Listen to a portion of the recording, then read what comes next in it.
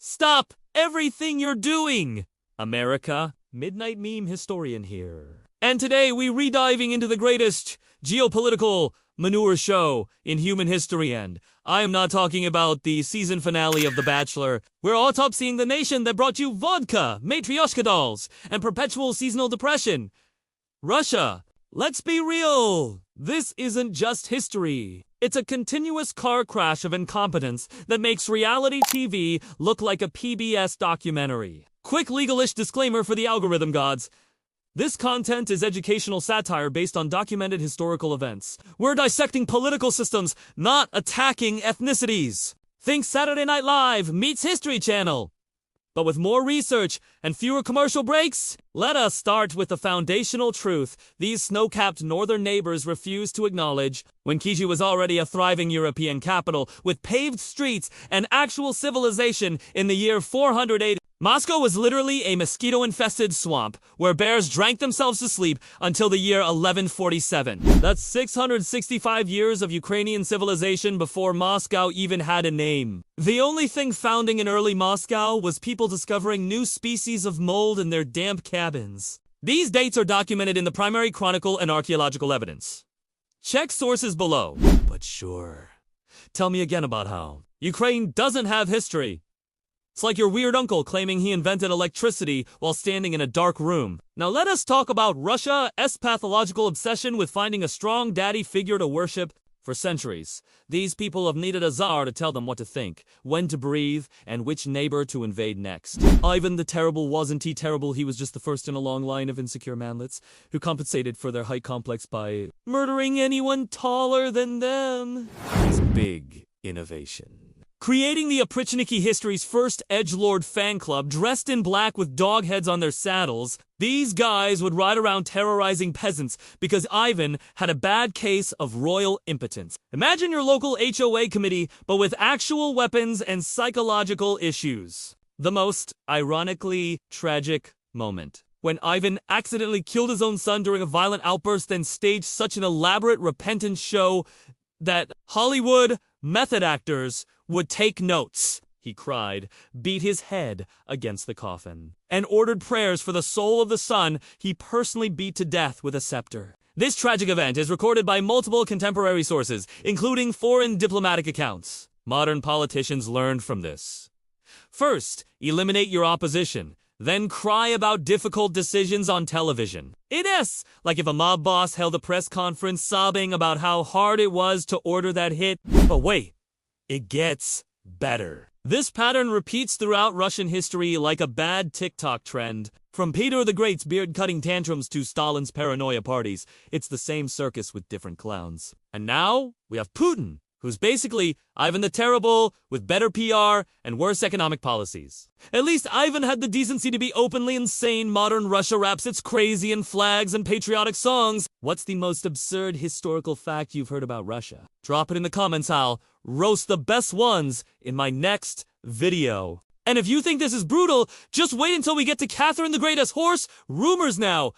That's some content that'll need its own content warning. This is why at Midnight Meme Historian, we don't just teach history, we perform forensic comedy autopsies on its greatest failures. Because let's face it, if we don't laugh at this nonsense, we'll probably cry. And nobody wants to see that on camera. Smash that subscribe button if you enjoy watching imperial delusions collapse faster than a Russian tank in Ukrainian mud.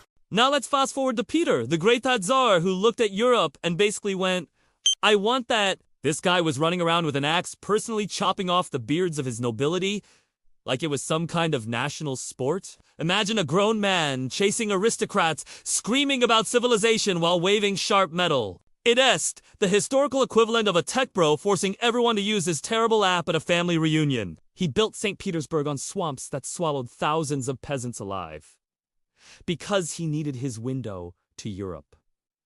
That like if Jeff Bezos decided to build Amazon HQ2 on quicksand using middle managers as foundation material. Peter had this creepy obsession with Western things, especially torture and execution. He personally practiced anatomy on corpses and enjoyed pulling teeth with pliers. When his son Alexei tried to escape this circus, Peter threw him a show trial and participated in the torture sessions himself. Then claimed the kid died of a stroke during interrogation. How convenient!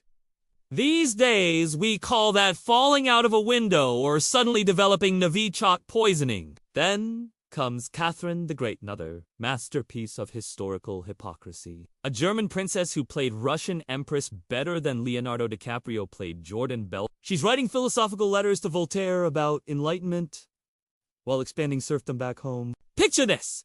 You're drafting essays about freedom while outside your window, your peasants are being sold like livestock.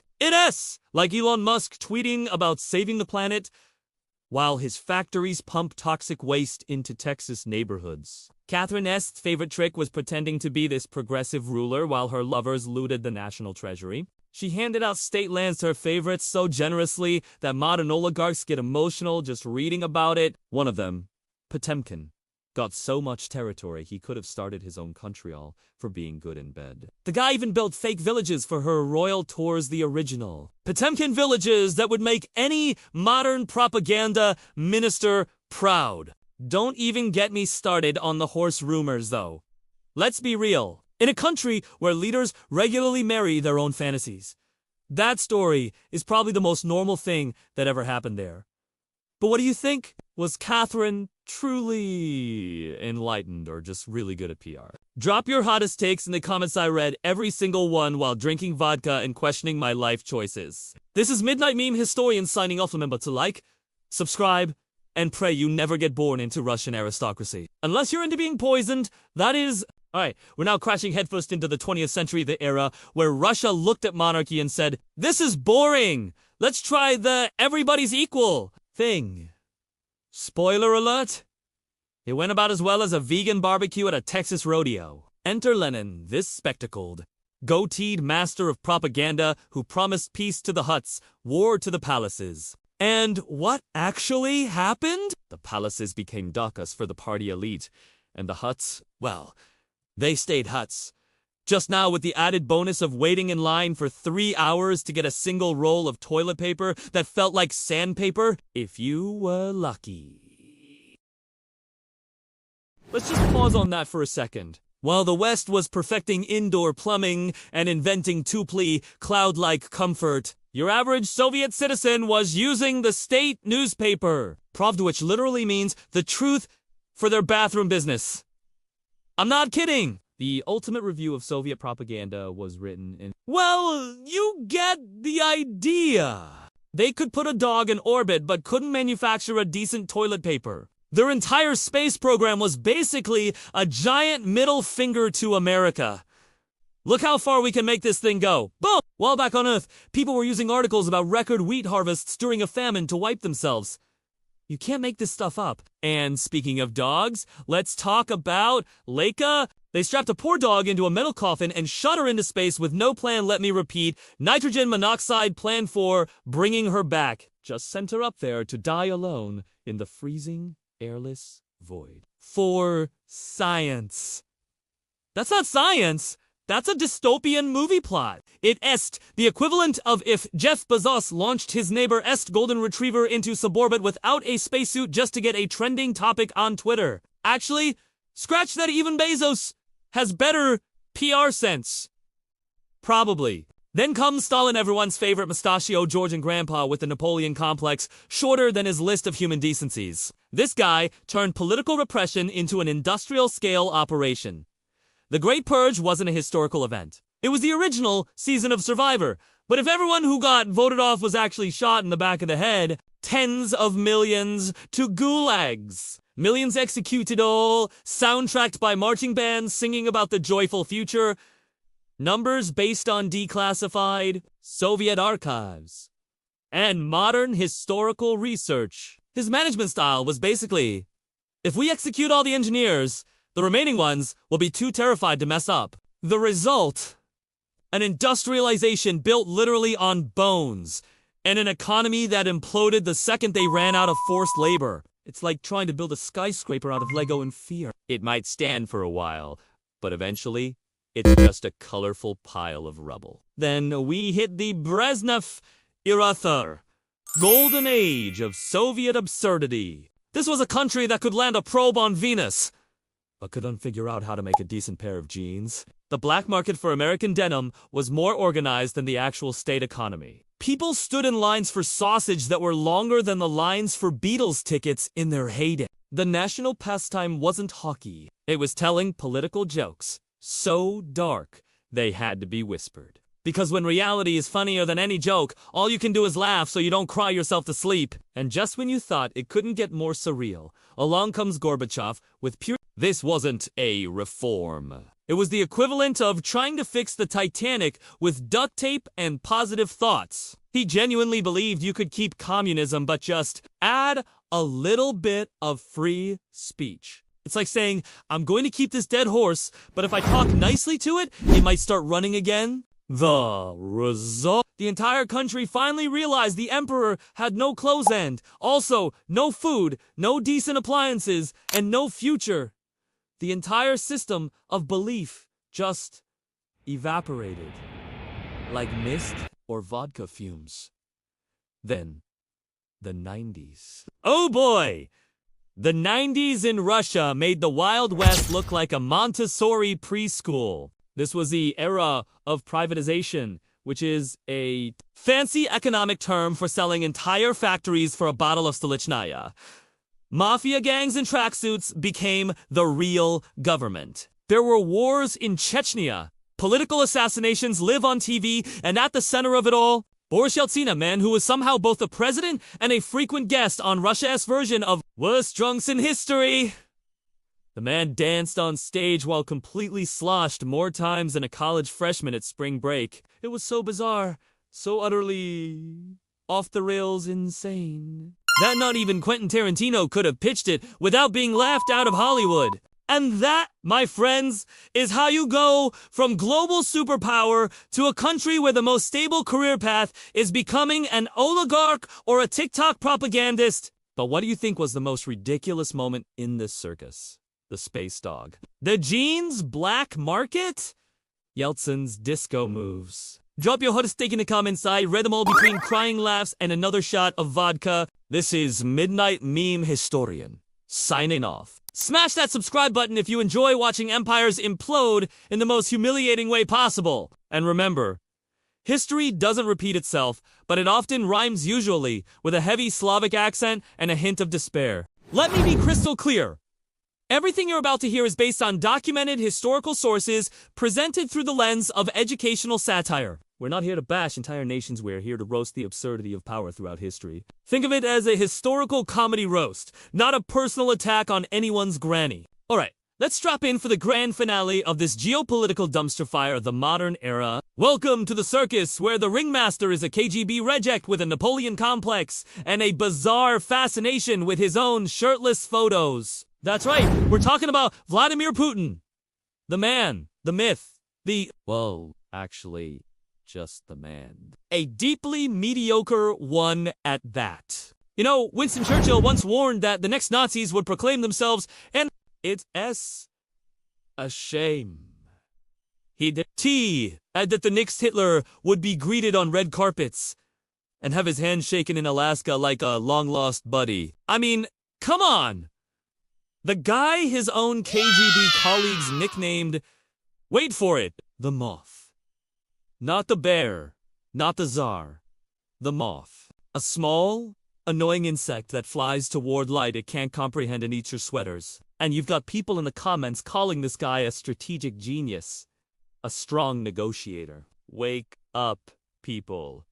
You're simping for a moth. A moth, but Putin is a strong leader. Oh, absolutely. If by strong you mean a mafia don who poisons his enemies with Novichok famous Russian poison, rigs elections so blatantly it'd make a banana republic blush and sends thousands of poorly equipped conscripts to die in muddy Ukrainian ditches for his imperialist fanfare. His strength has left Russia's economy smaller than Italy's, propped up entirely by fossil fuels and a corruption so deep you could drown in it. It's a petrostate with nukes and a permanent inferiority complex. And yet, certain Western politicians we all know who praise him like the second coming of Bismarck and not a glorified thug with a taste for palaces and poorly staged horseback. But here's the truly depressing part of this modern Russian history lesson.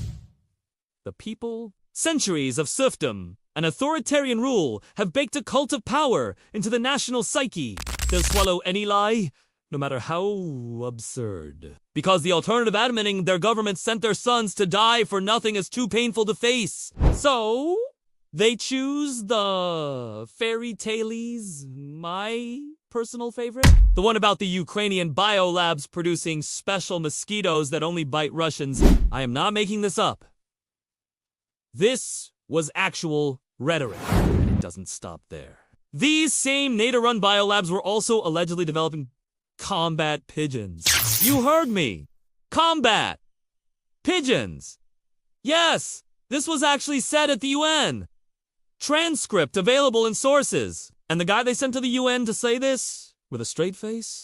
A gentleman named Vasily Nebenzia. This man stood before the entire world in the one organization supposedly dedicated to international law and order, and delivered this masterpiece of idiot propaganda with the conviction of a flat earther explaining why NASA is lying. Do you believe in UFOs, mermaids? The chupacabra.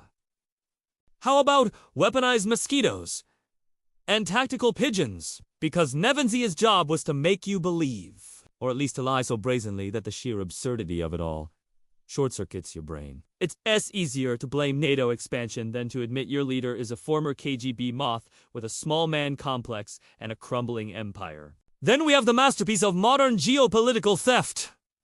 Crimea. Crimnash.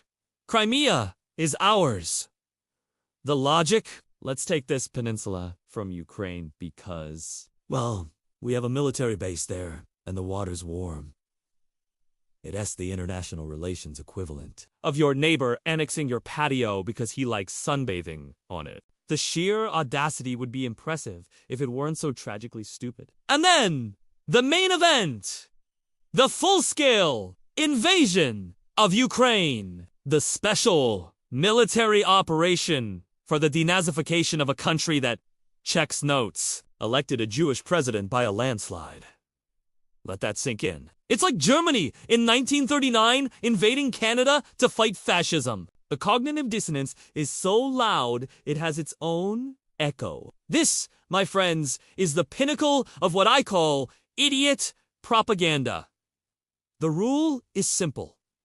The dumber the lie, the harder your troll farms will defend it! He accuses Ukraine of being a Nazi state while literally funding and arming actual neo-Nazi groups, like the Rusik Brigade, within his own forces. It's like accusing your neighbor of stealing a newspaper while you torching their car.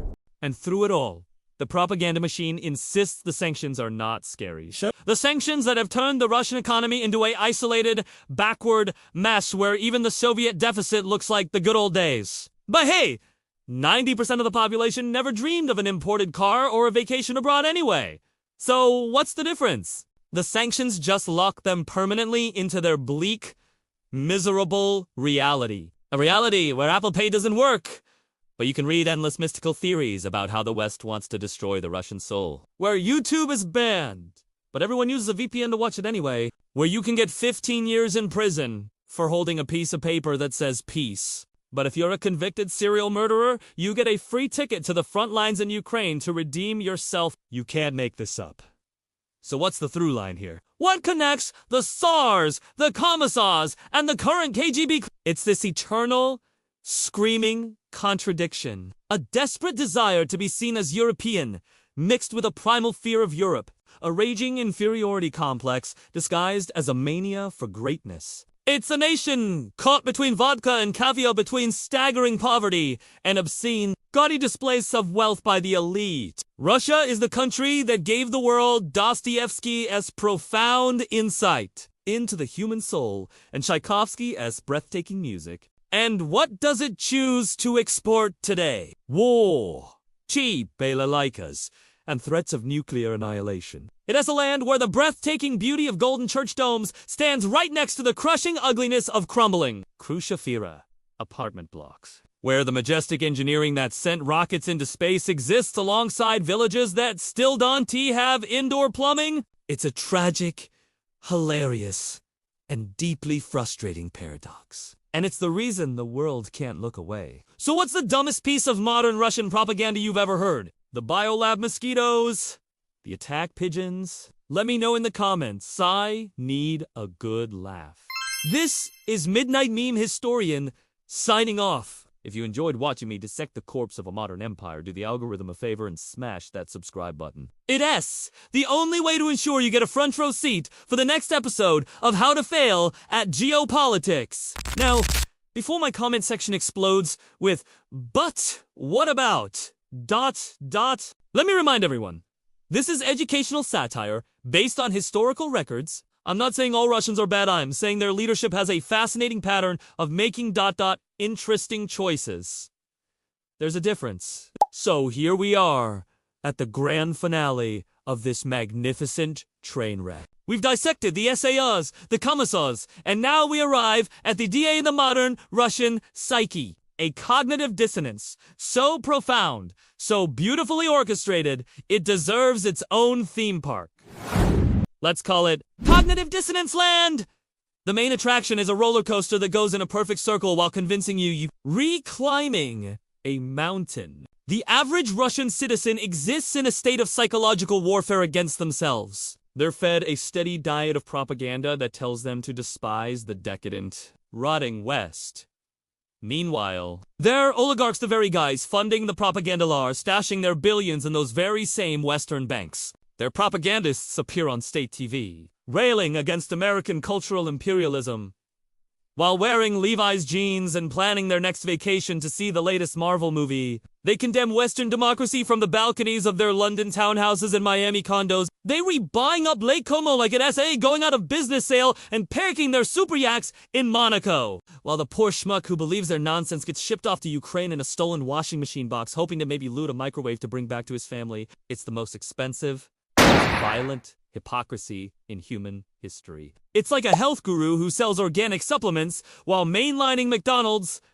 Let's talk about the military fiasco for a second. We all thought Russia had the second most powerful army in the world. Turns out, they have the second most powerful army in Ukraine.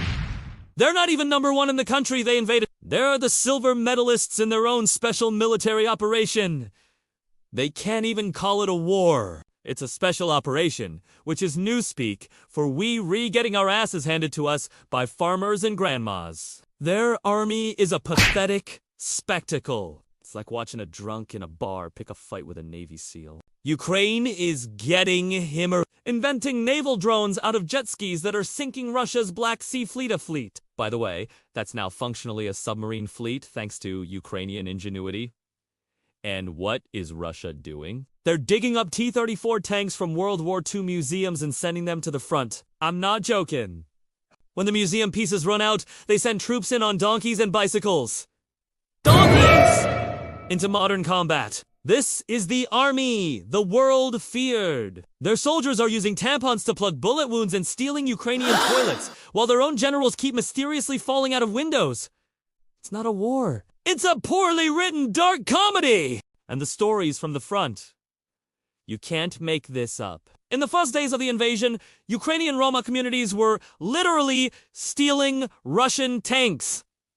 There's video evidence. Ukrainian teenagers were taking out armored personnel carriers with Molotov cocktails. A Ukrainian grandmother shot down a Russian reconnaissance drone by throwing a jar of pickles at it from her apartment window. You can't script this level of absurdity. Now, let's get something straight for the folks in the back, especially those parroting the Kremlin's favorite talking points. Biden started the war to launder money. Oh, really? Let's check the facts. You folks who might be misinformed. Russia invaded Ukraine in 2014. Who was president then? Obama. They escalated to a full-scale invasion in 2022. And what was Trump's take? He called Putin's move genius and savvy. And that whole 10% for the big guy nonsense has been debunked more times than Trump. Claim he had the largest inauguration crowd in history. Meanwhile, Jared Kushner got $2 billion from the Saudis while his father-in-law was in office. But sure, let's talk about Hunter Biden's laptop. It's a masterclass in deflection. And for those blaming Zelensky, my God. The war started in 2014. Quick, Someone Google when Zelensky became president was in 2019? Shocking. There was another president before him. A guy named Imagine that, a country where they actually change leaders through elections. It's a wild concept for a place where a moth-like KGB agent has been clinging to power for a quarter of a century. And speaking of which, the rumors are flying that the original model might have expired. Even his own wife supposedly fled the country after his death, and we've been dealing with a series of clones ever since. But that's a conspiracy theory for another video. Putin's historical revisionism is a thing to behold. He claims Ukraine has no history while presiding over a nation whose greatest exports are despair, vodka, and falsely claiming they invented everything from the radio to popcorn. The only thing they've genuinely pioneered is the art of organized, state-sponsored sadness. So, the next time you hear someone wax poetic about the great Russian soul, remember this! It's the soul that invented vodka to forget its own miserable existence. It created the samovar device that boils water for 3 hours just to make 1 cup of tea. A perfect metaphor for its efficiency. It gave us the Matryoshka Dalda ultimate symbol of Russia. A smiling exterior that, when you open it up, reveals nothing but hollow emptiness. And then another, smaller, even more pointless version of the same thing. Now, I want to hear from you. How many of you think I'm being too harsh? Let me tell you, you have no idea how hard I'm holding back. How many of you are ready to defend the It's Complicated narrative? How many of you will admit to secretly loving Tchaikovsky even after all of this? Sound off in the comments. And if you enjoy watching me perform forensic autopsies on failed empires with uncomfortably truthful history and savage dark humor, do the one thing that terrorizes dictators everywhere. Hit that subscribe button and ring the bell. This is Midnight Meme Historian, signing off. Remember, history isn't just written by the victors. It's roasted by the historians who are just done with everyone's nonsense.